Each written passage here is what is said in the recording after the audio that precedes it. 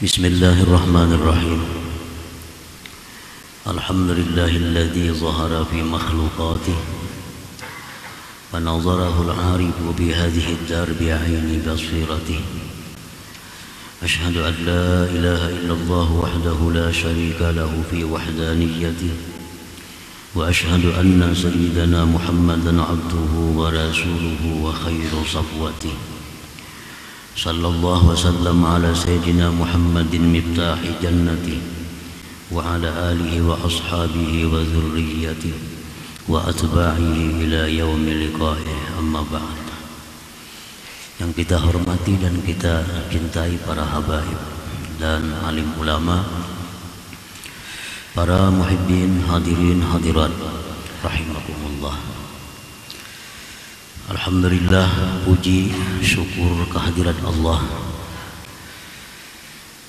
yang melimpahkan taufik dan hidayah serta inayah kepada kita, sehingga malam ini kita dapat bertemu berkumpul di majelis yang dipenuhi dengan berkah dan rahmat ini.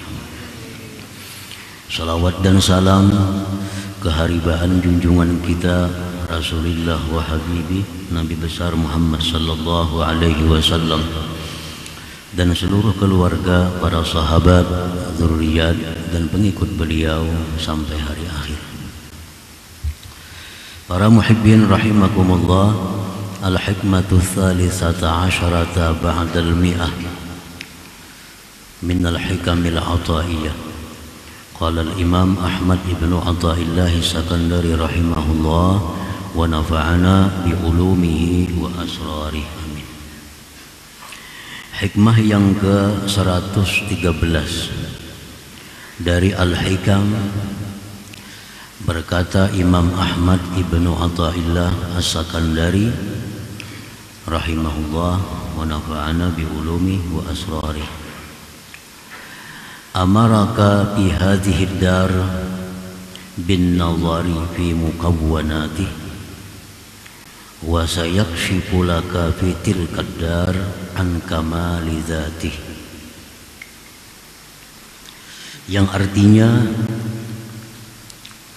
Allah memerintahkan, menyuruh kepada engkau pada negeri dunia ini dengan memandangnya melalui ciptaan-ciptaannya. Dan selagi Allah nampakkan bagi engkau kelak di negeri akhirat tentang kesempurnaan zatnya itu. Nah, itulah terjemah hikmah yang ke-113 ini. Amarakallah subhanahu ayyuhal abdu bi hadhihi dunya bin nazari ilaih fi makhluqatih bi aini basiratik. Allah subhanahu wa ta'ala memerintahkan kepada engkau, wahai hamba, bi hadhihi dunya, di negeri dunia ini. Allah perintahkan kita memandang Allah melalui ciptaan-ciptaannya dengan mata hati engkau. Artinya kita disuruh oleh Allah agar menggunakan mata hati untuk melihat Allah pada segala ciptaan-ciptaannya itu.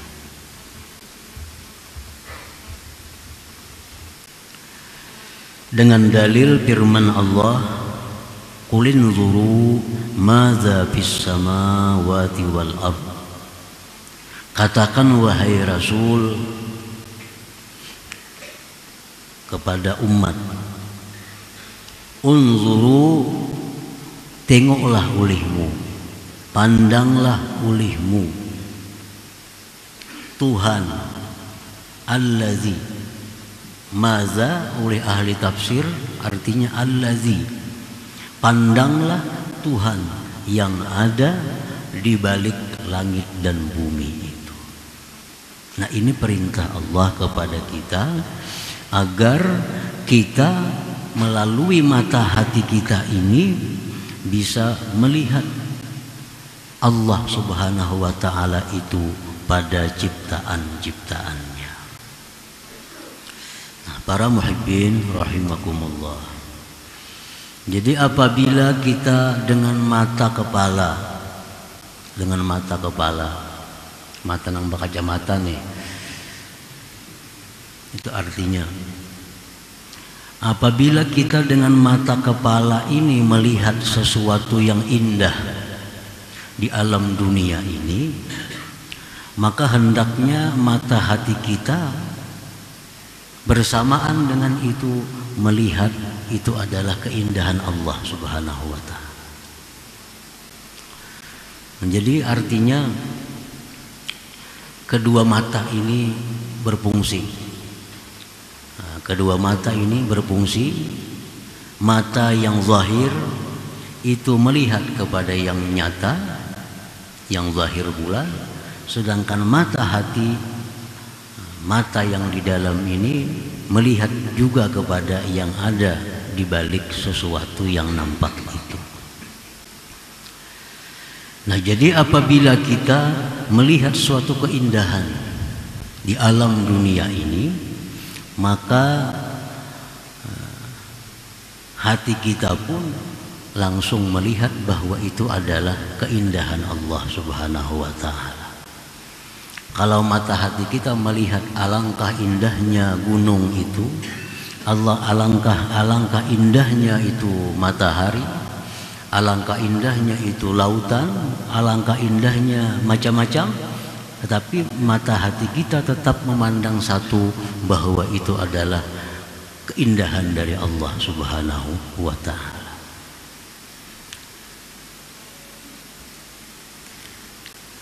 Nah, apabila mata hati kita, bila mana mata hati kita sudah bisa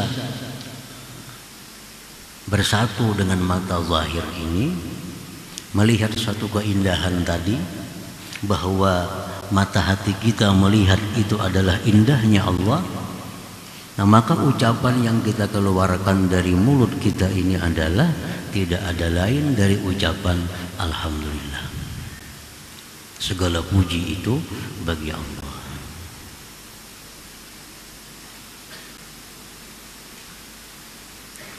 Jadi oleh ulama-ulama sufi tentang penyertaan mata hati dengan mata yang nampak biasa ini, itu ada tiga penyertaan.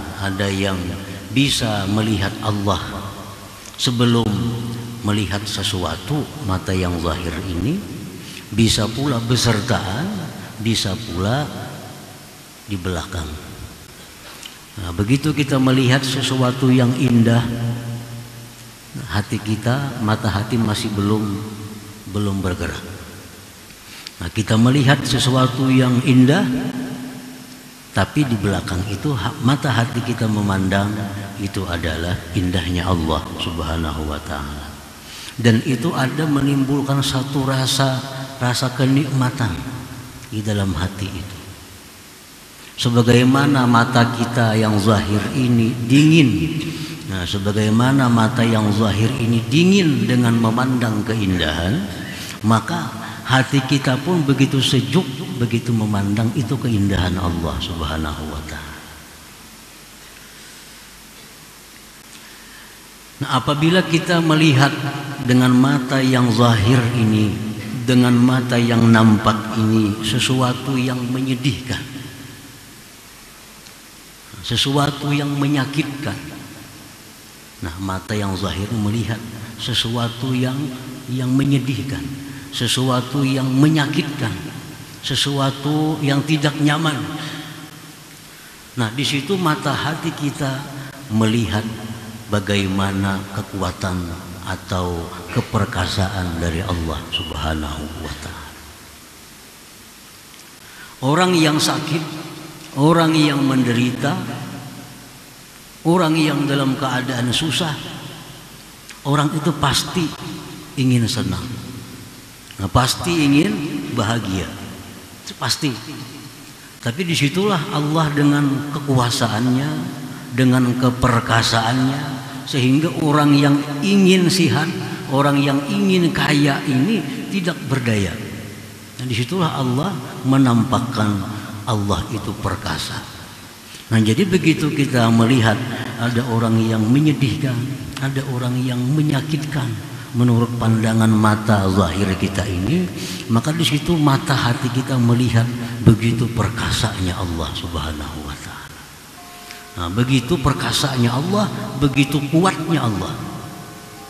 Nah, dengan demikian bahwa mulut kita secara otomatis akan keluar ucapan la haula wala quwata illa billah.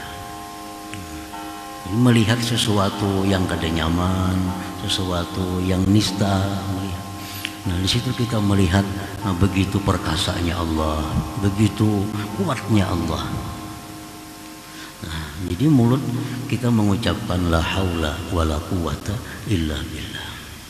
Nah, itu yang dikehendaki Allah dan disuruh Allah kita ini agar selalu demikian. Sehingga walaupun mulut kita tidak berzikir, tapi hati kita selalu berzikir kepada Allah Subhanahu wa taala. Dan hati yang berzikir ini tidak ada batasan tempat, tidak ada batasan waktu, tidak ada batasan apa-apa.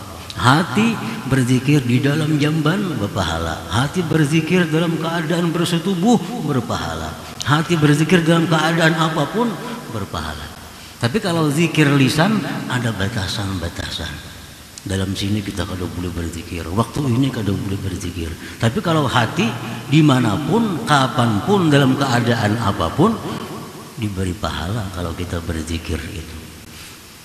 Nah, para muhibbin rahimakumullah. Nah, kalau kita melihat orang-orang yang mulia, melihat orang-orang mulia,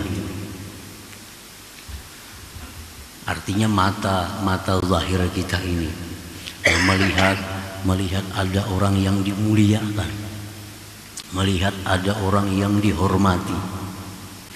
Nah, di situ mata hati kita sudah melihat bahwa itu adalah Allah Al-Mu'izz yang maha memuliakan.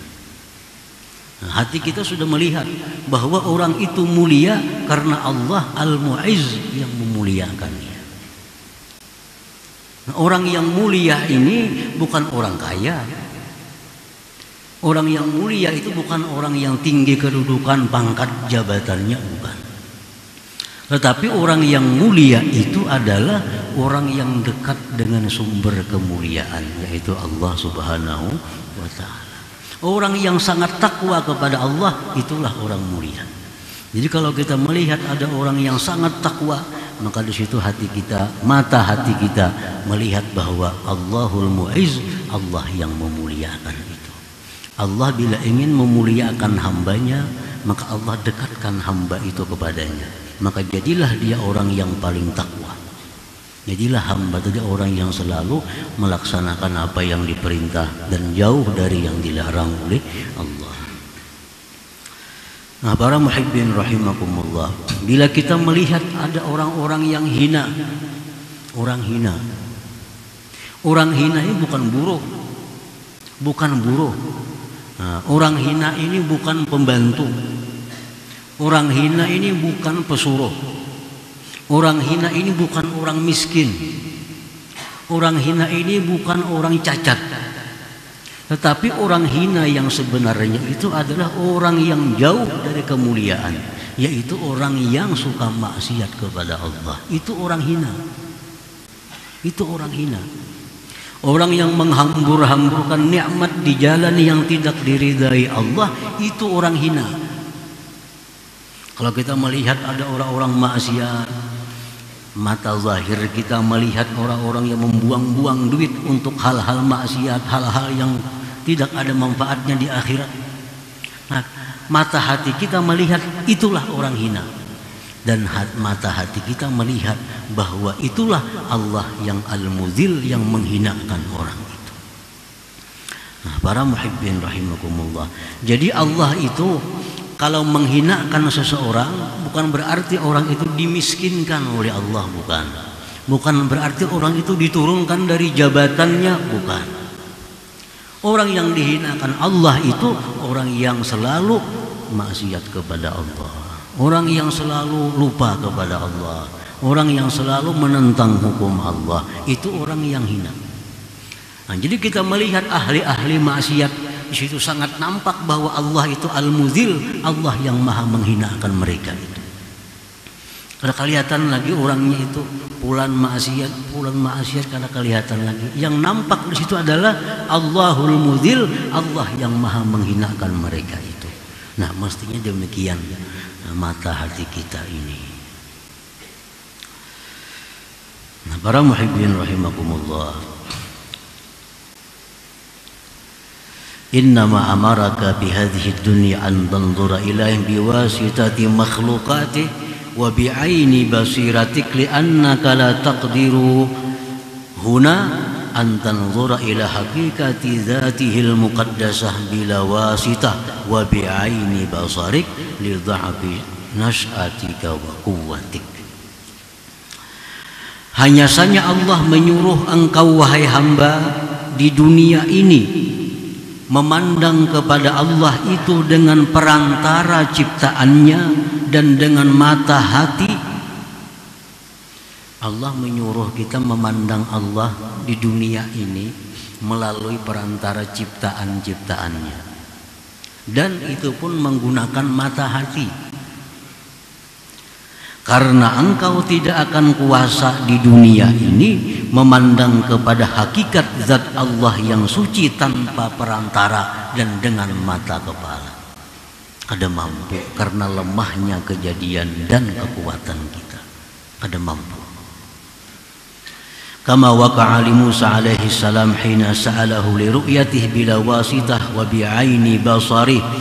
Sebagaimana terjadi kepada Nabi Musa alaihi salam. Nabi Musa alaihi salam begitu minta kepada Allah untuk melihat. Nah, kenapa Nabi Musa ini hendak minta melihat Allah itu?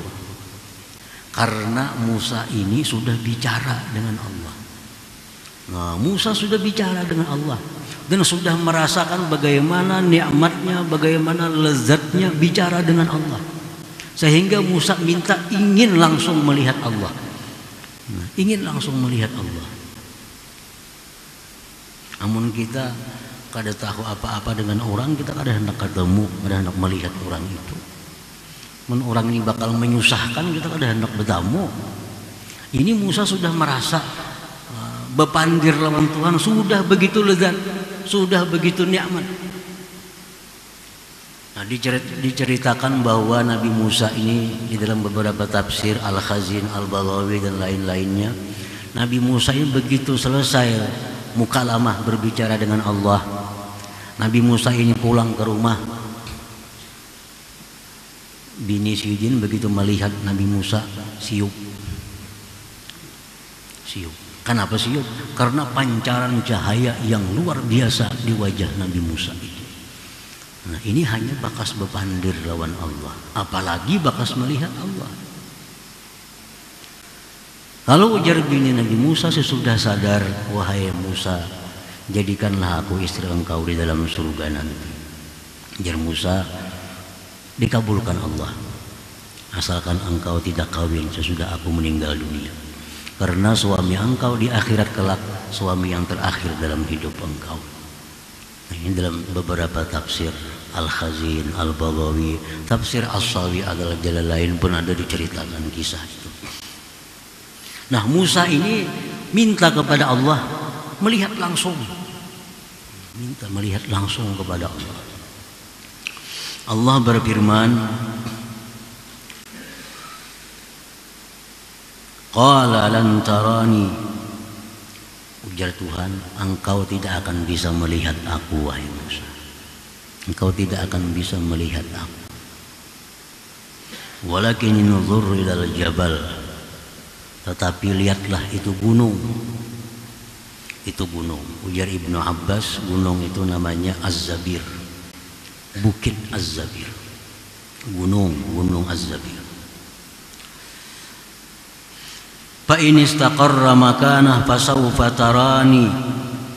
Jika gunung itu tetap pada posisinya, tetap pada keadaannya, maka engkau bisa melihat aku. Tapi kalau gunung itu hancur, apalagi engkau manusia yang lemah. Falamma tajalla rabbuhu lil jabal ja'alahu dakka wa kharra Musa sa'iqa. Manakala Allah menampakkan cahayanya, ujar ahli tafsir hanya sekedar ujung kelingkingan. Allah membuka cahayanya kepada gunung yang besar yang kukuh Zabir tadi. Ja'alahu dakka, gunung itu terbang hancur berkeping-keping. Dan wa kharra Musa sa'ika, Musa pun tersungkur pingsan. Gunung tadi terbang hancur. Ujar sebagian ulama tafsir, hancuran gunung Az-Zabir itu 3 bagian gugur di Mekah. Jadilah Jabal Sur, jadilah Jabal Nur, jadilah Jabal Sabir. 3 bagian gunung tadi gugur di Madinah, jadilah Jabal Uhud, gunung Uhud. Yang kedua Jabal Warqan, yang ketiga Jabal Radwa ngarannya. Itu bekasan daripada tajalli cahaya Allah kepada gunung yang dulunya berada di Mesir, yaitu gunung Az-Zabir. Nah, para muhibbin rahimakumullah. Jadi itu kenapa kita tidak akan bisa melihat Allah dengan mata ini di alam dunia ini. Nah, karena kelemahan kejadian kita ini, nasyat kejadian kita ini lemah. Tidak akan mampu untuk melihat langsung dengan mata kepala, melihat Allah Subhanahu wa ta'ala. Nah, para muhibbin rahimakumullah. Wa fil akhirah yakshifullahu lak an kamali dzatih litarahu bi'aini basarik. Nah, di akhirat kelak, di akhirat Allah bukakan bagi engkau tentang kesempurnaan zatnya, agar engkau lihat Allah dengan mata yang zahir engkau itu. Nah, di akhirat kita di dalam surga Allah membukakan dia sehingga kita bisa langsung melihat dengan mata kepala yang zahir ini bagaimana sempurnanya zat Allah yang maha suci itu. Faru'yatul 'abdi li rabbih fil akhirah ala hasabi tajallihi lahu fi hadhihi dunya. Maka melihatnya seorang hamba bagi Tuhannya di akhirat itu sekira-kira nampaknya Tuhan bagi si hamba pada dunia ini. Jadi di akhirat itu kita melihat Allah tergantung bagaimana mata hati kita melihat di alam dunia ini. Kalau dalam dunia ini mata hati kita masih kabur melihat Allah melalui ciptaan-ciptaannya ini, maka di akhirat pun kita melihat Allah kabur walaupun dengan mata yang jelas, yang nyata ini. Jadi bagaimana nampaknya kita melihat Allah di dalam surga itu tergantung bagaimana nampaknya mata hati kita melihat Allah di alam dunia ini. Nah, para muhibbin rahimakumullah, berapa sering kita bertemu Allah di surga itu tergantung berapa sering kali mata hati kita melihat Allah di alam dunia ini. Jadi ukurannya memang dalam dunia. Nah, para muhibbin rahimakumullah, kemudian dilanjutkan oleh Imam Ahmad Ibnu Athaillah di dalam hikmah yang ke-114 tentang alasan kenapa Allah menyuruh kita untuk menyaksikannya dengan mata hati kita di alam dunia ini. Nah, ini hikmah yang ke selanjutnya.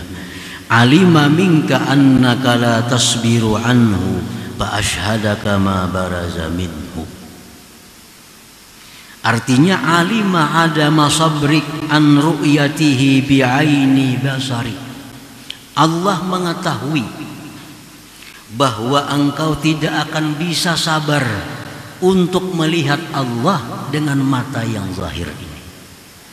Nah, orang yang sudah merasakan dirinya ini selalu dilimpahi nikmat oleh Allah, orang yang merasakan bahwa dirinya ini selalu disayang Allah, orang yang merasakan dirinya selalu dalam lindungan Allah, orang yang merasakan dirinya setiap detik dibelai disayang oleh Allah, maka orang ini pasti akan rindu untuk melihat bagaimana Allah itu.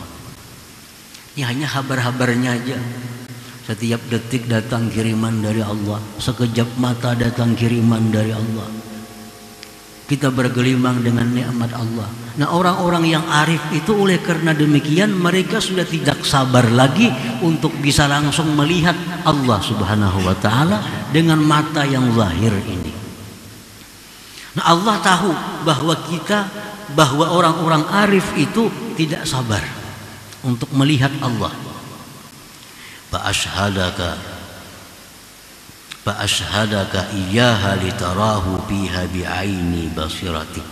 Maka Allah berikan kepada mereka itu musyahadah Allah dengan mata hati, sehingga mereka bisa melihat Allah melalui ciptaan-ciptaan Allah Subhanahu wa taala.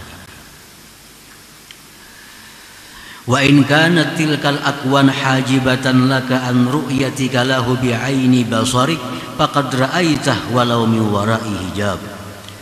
Dan sekalipun itu ciptaan-ciptaan Allah menjadi penghijab, menjadi dinding bagi engkau daripada melihat Allah dengan mata yang nyata ini, maka sungguh engkau telah melihat Allah dengan mata hati walaupun dari belakang hijab itu.